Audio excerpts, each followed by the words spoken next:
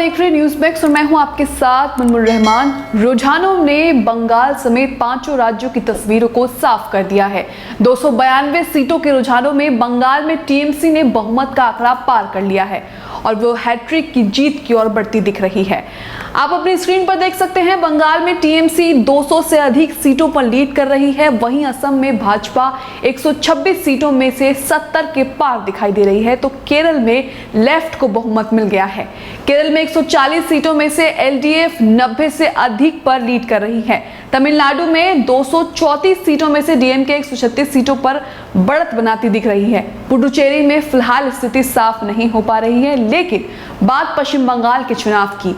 लोकसभा चुनाव में मिली सफलता को आधार बनाते हुए बीजेपी ने बंगाल में 200 से अधिक सीटें जीतने का प्लान बनाकर चुनाव लड़ने वाली भाजपा सरकार को 100 का आंकड़ा भी नहीं मिला। 100 के आंकड़े को भी नहीं छू पाई भाजपा सरकार बंगाल चुनाव में। टीएमसी से बीजेपी में गए शुभेंदु अधिकारी को भी दीदी ने पछाड़ दिया है। बंगाल चुनाव में हाई प्रोफाइल सीट माने जाने वाली सीट नंदीग्राम में ममता बनर्जी और शुभेंदु अधिकारी के बीच कांटे की टक्कर के बाद ममता बनर्जी ने शुभेंदु अधिकारी को करारी मात दी है। ममता बनर्जी ने शुभेंदु अधिकारी को 1200 वोटों से हरा दिया है। बंगाल चुनाव में बीजेपी 90 के आंकड़े को भी नहीं छू पाई, जिसकी एक वजह बंगाल में मुस्लिम वोटर को दरकिनार कर चुनाव लड़ना माना जा सकता है। बंगाल में मुस्लिम वोटर बहुत अहम माना जाता है। बंगाल में मुसलमानों की करीब 30% आबादी है। टीएमसी और लेफ्ट कांग्रेस गठबंधन में इन्हें साधने की होड़ शुरू हो गई थी। पश्चिम बंगाल की आबादी में 30% यानी करीब 1/3 हिस्सेदारी मुसलमानों की है। 292 विधानसभा सीटों वाले पश्चिम बंगाल में कई सीटों पर मुस्लिम वोट निर्णायक भूमिका में है। 46 विधानसभा सीटें तो ऐसी हैं जहां 50% से भी ज्यादा मुसलमान हैं। 16 सीटें ऐसी हैं जहां इनकी तादाद 40 से 50% के बीच है। 33 सीटों पर मुस्लिम आबादी 30 से 40% और 50 सीटों पर 2 से 30% है। इस तरह करीब 145 सीटों पर मुस्लिम वोटर जीत और हार तय करने में निर्णायक भूमिका में है। मालदा, मुर्शिदाबाद, उत्तरी दिनाजपुर जिलों में मुस्लिम आबादी हिंदुओं से ज्यादा है। दक्षिण 24 परगना, नादिया और बीरभूम जिले में भी इनकी अच्छी खासी आबादी है।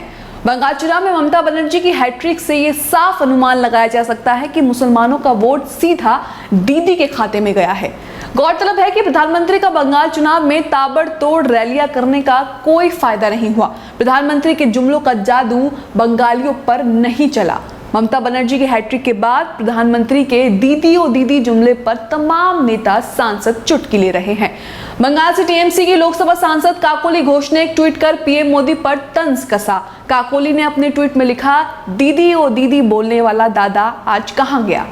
सपा के राष्ट्रीय अध्यक्ष अखिलेश यादव ने भी ममता बनर्जी और टीएमसी को चुनाव नतीजों की बधाई देते हुए पीएम मोदी के जुमलों पर तंज कसा है।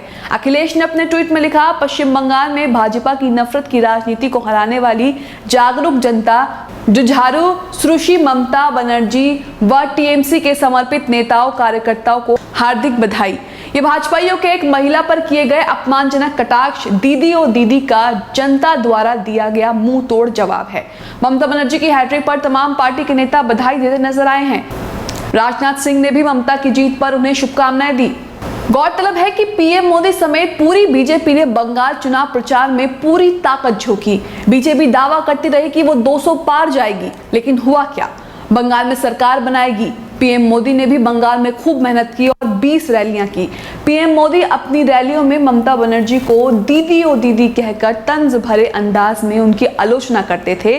अब जबकि चुनाव नतीजे ममता बनर्जी के पक्ष में आ गए, तो ट्विटर यूजर्स पीएम मोदी का वो जुमला याद दिलाते हुए उन्हें आड़े हाथों ले रहे हैं। ऐसी तमाम खबरों के लिए न्यूज़ मैक्स के साथ बने रहें। चैनल को सब्सक्राइब करें और साथ ही बेल आइकॉन को भी जरूर दबाएं। सभी अहम खबरों के लिए न्यूज़ MX को सब्सक्राइब करें, साथ ही बेल आइकॉन को जरूर दबाएं। लाइक, शेयर, कमेंट करना ना भूलें।